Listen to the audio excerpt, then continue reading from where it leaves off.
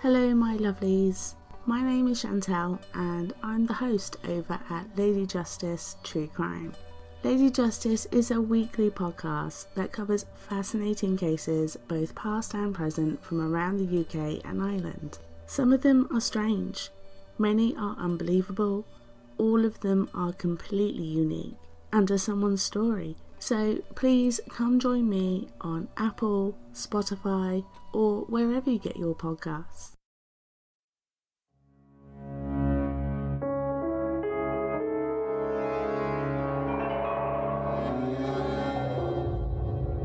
This is True Consequences, a true crime and mystery podcast with stories based in New Mexico in the American Desert Southwest.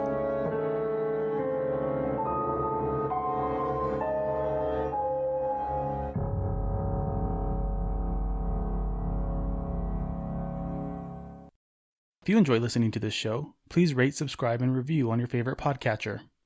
True Consequences is fully listener supported. To support this show, go to patreon.com/trueconsequences. If you want to keep up with all my updates, you can follow me on Facebook and Instagram at True Consequences Pod, and on Twitter at TrueConsPod. Following episode discusses themes which may be difficult for some listeners. It deals with issues of domestic violence, rape, child abuse, neglect, and child murder. Listener discretion is advised. If you or someone you know is a victim of domestic violence, please call the National Domestic Violence Hotline at 1-800-799-7233. To report child abuse or suspected child abuse, call 1-855-333-SAFE or dial pound SAFE from a mobile device. That's pound SAFE from your mobile device. Today I want to talk about winning and losing. These two ideas are a huge part of our society. They're important in sports, gambling, even business. But these ideas also drive the actions and behaviors of our legal system and its people. I used to think that our legal system was infallible and just. You see, I've struggled reconciling my naivete and belief in the system with what's happened with Jacob's case. And then seeing cases come through the state like Victoria Martin's, Baby Brianna, Omari Varela, and countless others, my hope that I had in the justice system really started to erode. And any hope that I had of seeing Jacob's killer brought to justice virtually evaporated. Watching these victims and their families struggle with injustice was infuriating for me. But back to my original point. It seems that it is common practice for prosecutors to assess whether a case is winnable or not in their mind. And based on their gut feeling, they have the prerogative to choose whether to prosecute or not. And this, in my opinion, is wrong, especially as it pertains to children and child abuse. There should be no question as to whether a child abuse case goes to trial. And while I don't mean to discount the knowledge and experience of state prosecutors, I have to question how they can justify not trying to prosecute each case fairly. Jacob's case never stood a chance, and for me, it's really starting to feel hopeless. So I'm constantly asking myself how someone could get away with doing something so horrendous and evil. How is it okay for him to continue living his life with impunity? What kind of message does that send to would-be child killers and abusers? And do the state and its people really believe that this is justice? Because I don't. What can we do to change things? Is there anything that can be done? Look, I know there's no easy answer to any of these questions, but I feel strongly that we should at least try to fix this broken system. Shouldn't we attempt to make it so that the people who prey on the innocent and vulnerable pay for what they do? I think so. In part 2 of Jacob's story, you heard from Edna, a former prosecutor with the state of New Mexico. She had many opinions about this case and whether it was provable or not. Edna felt strongly that the case was provable. She also gave me some reassurance and validated what my mom and I had been through. Edna asked to meet again so she could give me an update on what she found as she looked into this case further. Some of this information was difficult for me to hear, and you will hear me get emotional. I decided to not edit that out because it's real. The pain and frustration that you hear in my voice is something that many New Mexicans experience as they face the problems with our justice system every day. Today I am joined again by Lydia and Edna in discussing justice in New Mexico and Jacob's case. At one point in the conversation, Edna asks me what justice looks like for my mom and me, and honestly, I don't really have an answer to that. What I do know is that it looks nothing like what we've experienced so far. I am Eric Carter-Landin, and this is True Consequences.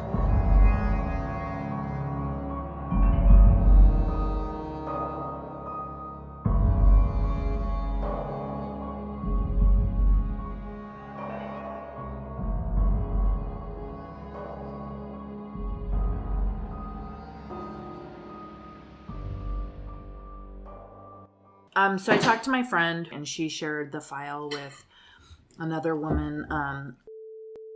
Wow. And they both said they would have declined to prosecute. Really? Because from the injury from previously, there's no way to tell if the more recent injury exacerbated that. And that even if it didn't exacerbate it, that a jury would still probably believe that it did. And that because of that, he could say, nobody knows who could have done this in this time frame. Who could have done it, caused an injury that would have exacerbated. But don't they have a confession from him? Yeah. Sure, but I mean, child abuse cases don't typically plea out. They're the most trial-laden type of cases because... So even with this history of abuse, and even with the uncertainty as to who was responsible for the original injury, it's just not enough. It's not enough to convict, potentially. So I was actually pretty surprised by that. Each prosecutor has a different method of thinking about a case, right? There's been a very conservative swing, not politically conservative, but risk conservative, risk averse position to say that we're not going to bring cases to trial unless we feel absolutely certain that we can win them. And in my mind, that's not a valid measure because I've won cases I thought I was going to lose, and I've lost cases I thought I was going to win. Mm-hmm. So in my opinion, I've always said if I feel strong enough that I can make the argument that I can win, then I would go for it. And for me, that's still meeting that high mark of I think I can win. But I think that if other people don't think you can win, then maybe that would lower that confidence, I suppose, in a case. I've never tried a case involving a dead child, so I don't know what that risk, I don't know what that thought process is to establish that risk. I know that for me, prosecuting domestic violence cases, I try to bolster case prosecution by my understanding of the topic. Mm-hmm. I think that child abuse prosecutors have to do the same thing.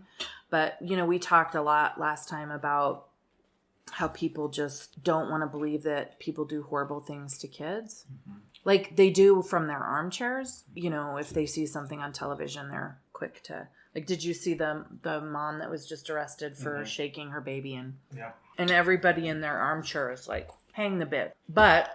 were that to actually go to trial, juries are really weird. Well, I guess that's the frustrating thing is to hear, I respect the experience your colleagues bring to the table, but it would be frustrating for the layperson to not understand why somebody wouldn't try to prosecute. Yeah, I think that I've been thinking a lot about it and thinking about kind of what justice means to people and what does it mean to you? And to your mom in this context, and that and in listening to all your other episodes, it's clear to me that you understand that justice and justice are different things. Like justice in the court of law it's not just. Not always, yeah. It's almost never just, and that that even in the case where you do get justice in the courts, you don't. Mm-hmm. Or it's not enough. It doesn't help. It doesn't change the landscape. It doesn't change the... It wouldn't bring Jacob back. Well, not more than that, though. It doesn't change the certainty in your mind about what the facts are, right? Mm-hmm. And that in some ways that's good because you shouldn't let, for example, if a jury acquitted... that would not convince you that he wasn't guilty. I would still believe he was right? Guilty. Yeah. So in some ways, in terms of your process, that's really important to have that certainty. But at the same time, when you're so certain that he did it and everybody else is so certain he did it, and even the person I spoke with was like, yes, it's clear to me that he did it. It's a different thing. And intuition tells us a lot about what we believe the truth is and what the truth in fact is. But for juries, that's not enough. Not the case, yeah. Particularly when they're acting as groupthink, which they have to. Juries are required to think as a group and to come to a decision unanimously. And that being said, I still think you should write a letter to the AG's office. I think you should do everything that you want to do because, like I said, I've taken cases that I thought, well, I'm not going to win this case, but I'm also not going to dismiss it, and I've won. Every person has every prosecutor has the discretion to decide what they're going to decide. Yeah. I haven't had the chance to look at the statute of limitations because the person I talked to and I got kind of hung up on because I was shocked by what she said. Yeah. And so I haven't even talked about that. But I didn't want to lead you on. I felt like I was leading you on if I didn't. Do you think there's something to be said about a portion of like disillusionment with, career prosecutors who stay in the system looking at these cases day in, day out for 20 plus years, and it really becomes like a real clinical analysis? Inevitably, a portion of the humanity is taken out, right? And it's for their own self-protection, their own protection of their souls and their psyches. But in the off chance, and you get the stereotypical fresh out of law school baby DA, the ADA, who wants to try to make a difference, they may look at this case and say, hey, this is worth a shot. Absolutely. I mean, that's what I'm saying is that every person has a different skill set that they bring to the table. And I can think of I remember a sexual assault case that was being prosecuted when I was at the DA's office, and the criminal complaint that was written by the police officer based on what the victim told him made it appear, the visual that it brought in your mind was of a very physical sexual assault. So not so much that the victim fought back, but that the whole interaction was very physical. Because, she described him, in her words, forcing her to have sex with him, and that he, was kind of tossing her around. And when we charged the guy, he and his lawyer he said, well, I videotaped it on my phone. I recorded it on my phone, and it's consensual. So he sent it to us, and the DA who was prosecuting it was a man. And he watched the video, and he said, Edna, we have huge problems with this case. Like, I watched the video. It looks consensual to me. And I said, wow, that's really what you're describing to me is very different from the criminal complaint. So I watched the video, and what I saw was absolutely not consensual, because so much of what the woman described was nonverbal cues about what she was wanting, about whether or not she was enjoying the exchange. She wasn't engaging. He was just tossing her around like a rag doll. Yeah, and she was kind of curling up, and she was very closed off, and she wasn't saying no, but she was, turning her head to the side and burying her head in the pillow. And so when I pointed that out to the prosecutor, it never even occurred to him that was what was happening. And number two, he just didn't have the skill set of articulating to anyone, much less a jury, what he was seeing. So even though he understood and validated what I was saying and said, holy shit, you're right, he just, as a man, had never been in that kind of a position and just didn't have the ability to convey that. So he would have lost that jury trial. Right?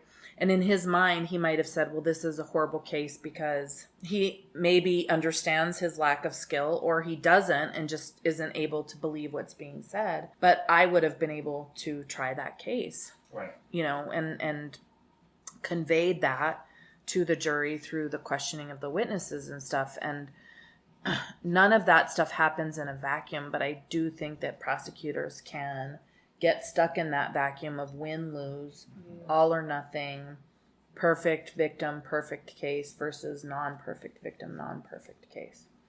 And that's frustrating. It's sick. It's frustrating to hear that because I'm probably going to get emotional. There's just like there's always hope. Mm-hmm. And I know that like locking him away is not going to make any of this better or make any of this okay or even change anything for anybody else other than my mom and I. But just the hope that there would be some humanity in the system and some understanding that what happened was completely fucked up and he should not be able to continue doing what he's done to anybody else. And I know it's not perfect, and I know that things like, I get it, but it's just really fucking frustrating. So I guess I want to follow that down with you because I think that I can offer you maybe a perspective that might alleviate some of that for you. So first of all, how would a guilty outcome for him, how would him being found guilty, what would that realistically change for you and your mom? Well, there would also be a sense of emotional like relief to know that he wasn't out there doing what he was doing. So what you're telling me though, the relief is predicated on him going to jail, right? And yeah. One of the things that we know in New Mexico is that even if you're arrested, even if you're convicted, there are very few crimes that carry mandatory jail time. So when we were talking last week or whenever that was, about like murder, for example, even if you're convicted of first-degree murder, you still have the ability to parole after 35 years. So if you go in at 18, you're going to be paroled in 33 years.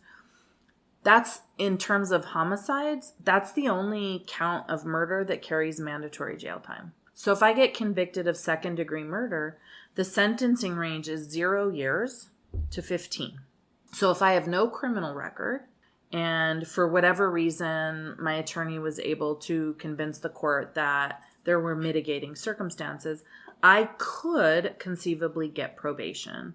And do you know how long our probation periods are in New Mexico? Like 18 months? 5 years. Maximum 5 years. Okay. So yes, child abuse resulting in death carries a mandatory sentence if it's convicted of the highest charge. But if he were to get convicted of, child abuse negligently caused, that's only 3 years. And the chances of him going to jail over that are pretty slim. And he sure wouldn't sit in jail pending trial. So what I'm saying to you is that you're never going to feel that relief until he's dead. Yeah. That's fucking bullshit. Like, all of that you just told me, and I'm not attacking you. No, I know. Is fucking bullshit. That's like the state we live in, and that's how they handle these things. Like, that fucking needs to change. Yeah. That's ridiculous. You could fucking kill a 9-month-old baby and just be like, oh well, 9-month-old babies die all the fucking time. I mean, baby Brianna's mother's out of jail. Right. Baby Gonzalez is out of jail. Oh my god, that makes my blood boil. Yeah. I think that it's really important to think about justice in terms of what you and your mom really need in order to heal. Well, and to think about how much... I do think that him getting a day in court, even if it doesn't result in jail time, is also enough because he needs to know that like he didn't get away with it. Even if he doesn't pay in jail, even if it doesn't result in a conviction, and maybe that would be worse for him because then he would feel like he got away with it again. I don't fucking know. It's so complicated in my mind. It's so complicated. And like one of the things that I talk with domestic violence victims about a lot is, how are you going to feel if we go to court and we lose? Is this person going to feel more emboldened by the fact that they got an acquittal? Or are they going to learn something from it? And it's, I have to say, 50-50. I mean, I know that guys I've prosecuted who have been acquitted then run around and are like, go fuck yourself. Nobody believes you. And how is, because for me, that's not my risk, right? Yeah. I just am like, well, I lost another case. And it definitely doesn't feel good to me because I'm competitive, but it's not my life. And I'm not the one who has to see this person. I mean, maybe I should talk to your mom about getting an order of protection against him. She has one. She does. I didn't see it. I have a copy of it. I don't know if it expired or not. Well, I think it was a forever one. I don't Would know you be if it able to exists. see it in NM course? yeah, I would be able to see it. Oh. She did have one against him. It was I didn't signed by see the judge that. and everything. As part of the divorce? Mm-hmm. He used to like, you probably heard that. He used to come to my window and be like, "I'm gonna fucking kill you" every night when I was like 9. So like during that whole process, she got the I restraining didn't order. see it, so maybe we should talk about that approach too. Okay. Because if he's still doing it, then that's not okay. I mean, I think that like the other thing that struck me too, Eric, is that I feel like you're already doing all this really amazing stuff to manage the complexity and to manage the grief and to suspend your own disbelief, right? And like, because to me, what it ultimately matters the most is like, how do you and your family prevent this from like taking you guys down generationally, which we also talked about last time. To me, the real win is there, because you could secure a conviction against him and never do that work, right? And think that the conviction was sufficient when it's not. I mean, I had a double homicide that I prosecuted, and the homicide victims were an 18-year-old just diagnosed as autistic young man, and his aunt, so his dad's sister. And the homicide happened in the home of his mother, so his mother and the sister-in-law to the dead woman. And that case was horrendous and had so many different layers to it. This is the guy that I was telling you who, I think I told you, who there's been all this speculation that his mother was killed by David Parker Ray because she was found in Elephant Butte. Right, yeah. So I mean, that case was super crazy for a variety of reasons. But the father to the boy, so the mother of the boy is still a very good friend of mine, and she's really done quite well given the circumstances that the homicide occurred in her home, and it was to her son. Her sister-in-law, her then 16-year-old daughter had found the bodies, and like the mom, the sister, the other sister, the three of them are doing really pretty well. The father, not well at all. And I sent that guy to prison for the rest of his life, and that was all that the dad wanted. But then when it came down to it, it hasn't given him what he wanted it to give him. And I don't like seeing people stuck there either. Yeah. I mean, if I had to choose, Would it? it feels petty, and I know it's not, but it just feels petty, but that's what I would choose. Is it too far of a stretch to say that even if you were to be acquitted or found, I mean, that is like some aspect of finality? I think just having that just having some action, any kind of action, rather than inaction, rather than, because it's that feeling of being forgotten, being ignored. That is the worst. Wouldn't you agree, though, that you are taking action? I am, and that helps me. It does. It does help me, absolutely. Is it this element of having somebody else other than people who are supposed to be sympathetic to you because we're your friends and family, having somebody that's completely not tied to you or him or your mom have an opinion about the matter? Because I think for a lot of victims, that's always an important component, to have somebody other than themselves or other than the people that are supposed to support them. It would be because after a while you start to think that you're crazy, and like I talked about that last time we talked, and you start to second guess everything, and you start to wonder, is this really as bad as as I remember it, is this really as bad as I thought it was? Because nobody else seems to fucking care, right? Except for people who are close to me. So maybe I'm the fucking crazy one. Maybe I'm the one that has the problem. Maybe I should be okay with somebody beating the fuck out of my mom every goddamn day of my life and having to sleep with a knife under my pillow at 8 years old. Mm-hmm. Like maybe I should be okay with that. Maybe I should just be like, that's great. Yeah. Well, it's a typical survivor response to doubt your memories and doubt like the impact it had. But it's also like, I totally get that, because it's also like, wait a minute, you're telling me that you just heard everything I told you and you're still sitting here like nothing is wrong? Like, how does that doesn't compute? And I honestly think that that's part of like what juries, they have a certain vision in their mind of what you as a victim is supposed to look like. And if you don't fit their vision like 1,000%, they're like, well, then there's no way. Then it isn't real. Then you are exaggerating, or you are making it worse. And, you know, the other thing that people do, and I hate telling victims this, but is if you walk into a courtroom acting as though you are punitive in any way, shape, or form, acting as though you want this person to go to jail, you're fucked. Mm-hmm. Like, you are fucked. You're never going to have any credibility. Right away, yeah. Because they're like, oh, well, he just wants him to go to jail. It's like, well, of course I want him to go to jail. Yeah. It's kind of the point of this whole thing. That's that kind we're of the doing point. here. Yeah. Yeah. So I think that's part of it. I mean, I guess the first part of it for me is really the justice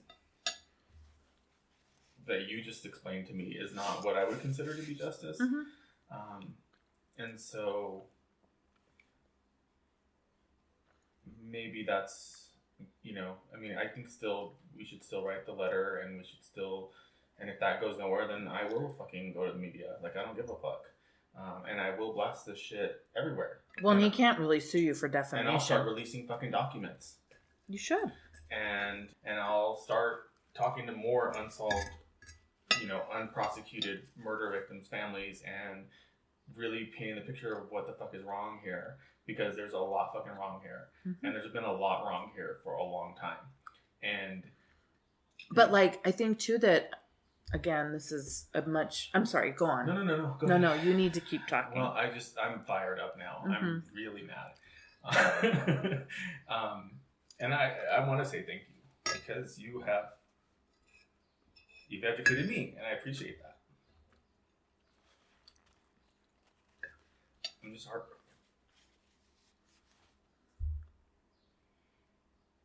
I don't know if I'll ever not be heartbroken.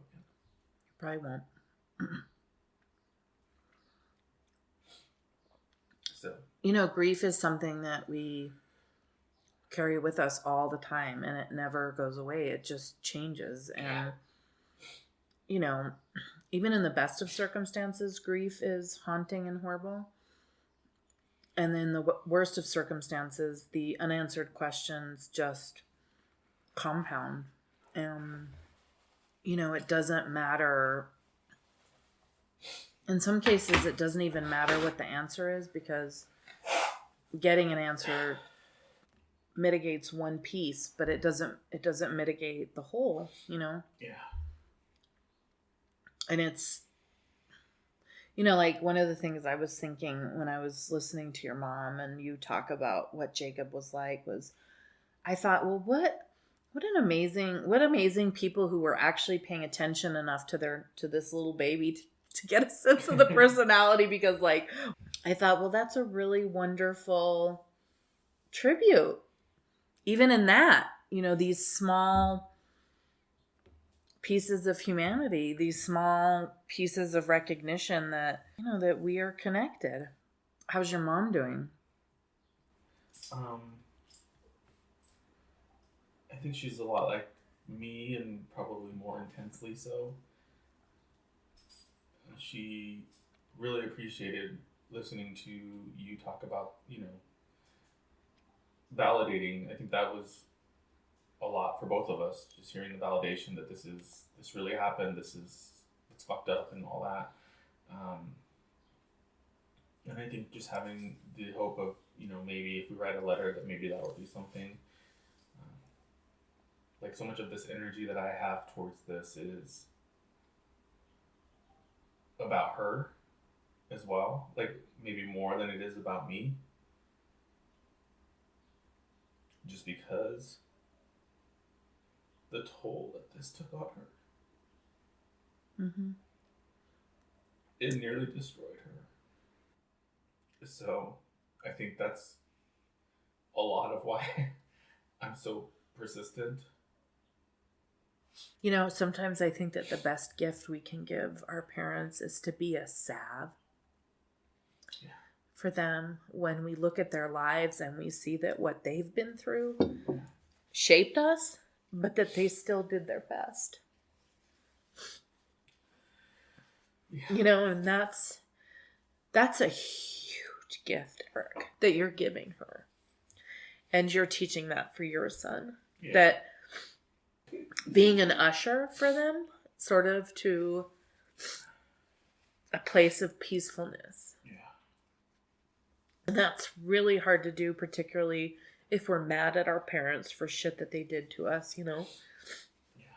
You're like, fuck you, I don't want to have any sympathy for you, or I don't care why you did this, but, like, now that I'm a parent, I just think every day, like, I'm doing the best I can, and I hope that someday you will forgive me, because I'm fucking shit up, too. At the heart of all of this, Eric, all you have is that, right? Yeah. But it's not nothing. It's everything, right? It's like all of our,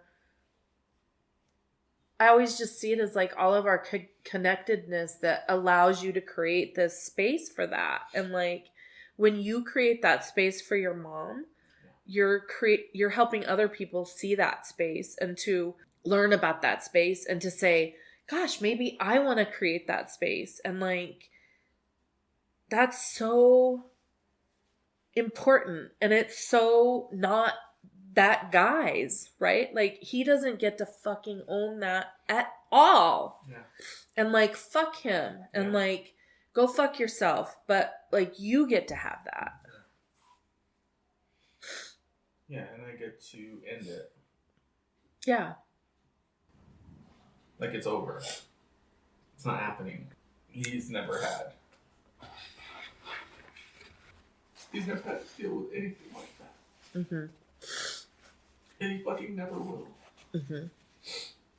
If it kills me. Mm-hmm. And like, those are the gifts, I think, that this little person named Jacob gives you. I want to be really clear about what my friend told me, which was, she did not say that what you were alleged to have done that led to the initial brain surgery is true. Right. And that's why the case, in her opinion, is difficult to win.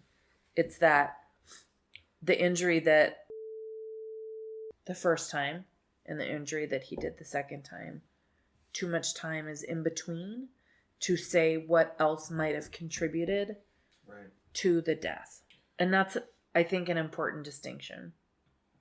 I appreciate that. I didn't take it that way, really. It was more of, where the fuck were the people saying, don't fucking hit this kid. Somebody's hitting this fucking kid. Someone needs to do something. Even if they took him away from my mom, like, somebody should have done fucking something. Yeah, was CYFD involved? Yes. From the first incident. Before the first incident, because there was the neighbor called CYFD because she heard Jacob screaming and she heard a bunch of noise and she thought somebody was hurting him. And so there was an active investigation prior to the first injury. You know, all those questions are totally valid. I think something to prepare yourself and prepare your mom for is that inevitably somebody may turn those questions towards her, right? Yeah. Sure. It's inevitable. Moms always get blamed. Right, they always get blamed, no matter what. She was blamed. Yeah. A lot. Like the 4-year-old boy whose mom was working and the friend was watching him, and everyone's like, this awful mom, how dare she go and try to earn a living. So I read a lot of those, and it took everything in me to not go off on those people. I just kind of left it alone, but I But you know what? No one's gonna ever blame my mom as much as she has. Right. Yeah, I mean, that's probably true. Nobody ever will. Yeah. Or say all the horrible things any worse than what she's already said to herself. Right. Yeah. Mm-hmm. Well, and the truth too is that the other truth to that is that we do not support women and mothers in a way that allows them to parent, to maximize the best possible parenting environment, right? So that we don't have to leave our children with our boyfriends or our, like, because even leaving your children potentially with the other parent of that child is problematic, right? So like, wasn't much better. Right. So like, how do we support women and children in a way that minimizes that exposure, but that also maximizes the ability of a new mom or a new dad to say, this is really hard and I want to scream at my child all the time. And like, so what does that mean? Does that mean we take them away? You know, I mean, I've had clients come through legal aid that have 9 kids because the abuser just keeps raping them. And so all the kids are like 10 months apart. Boom, boom, boom, boom, boom. And she can't even get housing because she has too many kids. And she can't even get child support for all of those kids because child support maxes out at 6 kids. So was it just the two of you, like once after Jake? Well, because your mom stayed with what's his name for a couple of years, right? Yeah, and then she met, so I have a half-sister. She met her dad, and I was 11 when she was born. So how do you think that you've become so functional? Because you're describing to me like some Lots of therapy. understandably dysfunctional people, but I mean, it sounds like your mom has a hard time, Yeah. your sister. I wouldn't say that I'm 100% functional. I definitely still have. Are you kidding me? Well, yeah. I mean, on the surface, I internalize a lot of stuff. I'm determined. I've always been tenacious. When's your birthday? November 20th. Oh, so sometimes you're on Thanksgiving. No. Yeah, You're early like once every blue moon. Yeah. I've always been very tenacious and determined. I think that what motivates me to keep trying is knowing that I have the ability to make a better life for myself and for my son and for my mom. I think that drives me. So on some level, it probably looks like function, but it probably is a little bit of dysfunction because I'm so driven about things that, I have high blood pressure and all these other problems now because of it. But I think a couple things happened. But my grandmother gave me some advice when I was probably like 9, and I think I was kind of going into a dark place, and I did attempt suicide a couple times in my adolescence. And she said something along the lines of, you have to make a decision right now about what direction your life is going to go in. And you're the only one that can make that decision. I can't make it for you. Your mom can't make it for you. Everything that happened was really bad. It was. But you can decide to let that overtake you and drag you down into the darkness, or you can go another way.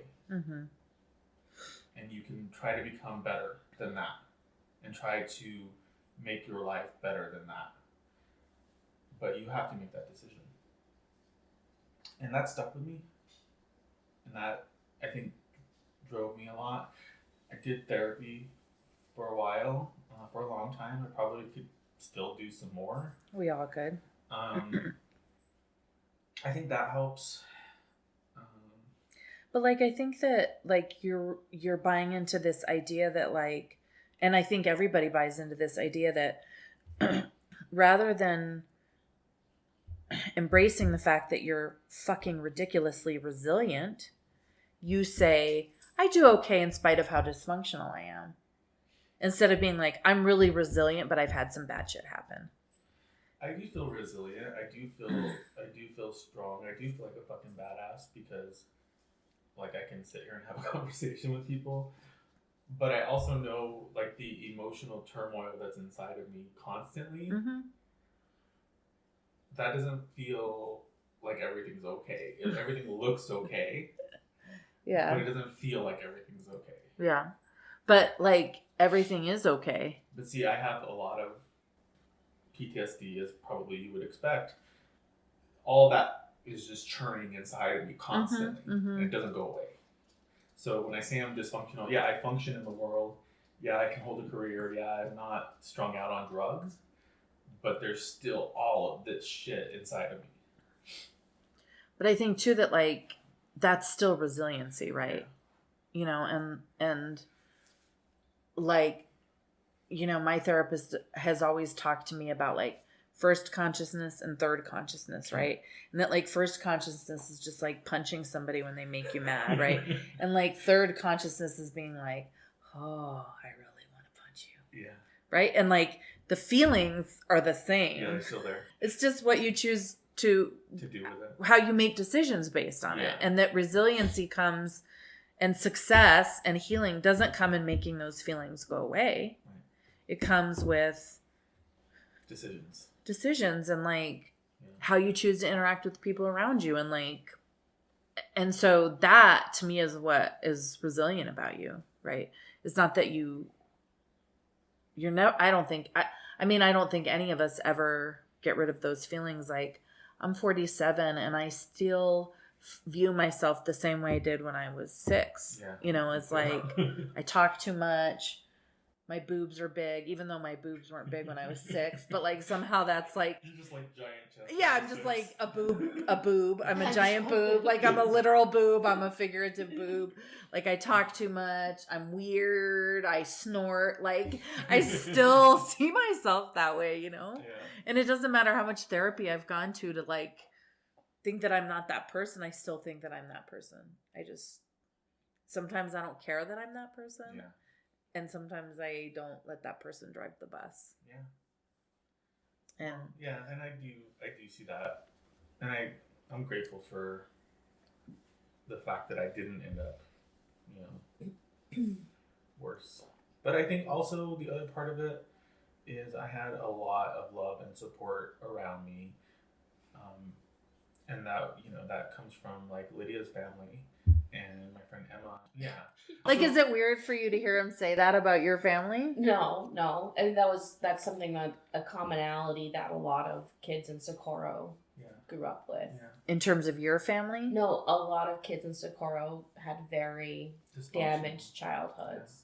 Yeah. I think there was that camaraderie of, okay, latchkey kids. Okay, all right, we're not alone. We're all in this together.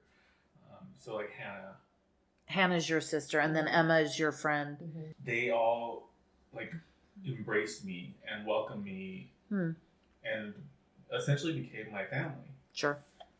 And we all were like, this is all fucked up. Like, you know, we were all willing to point that out and be like, no, this is fucked up.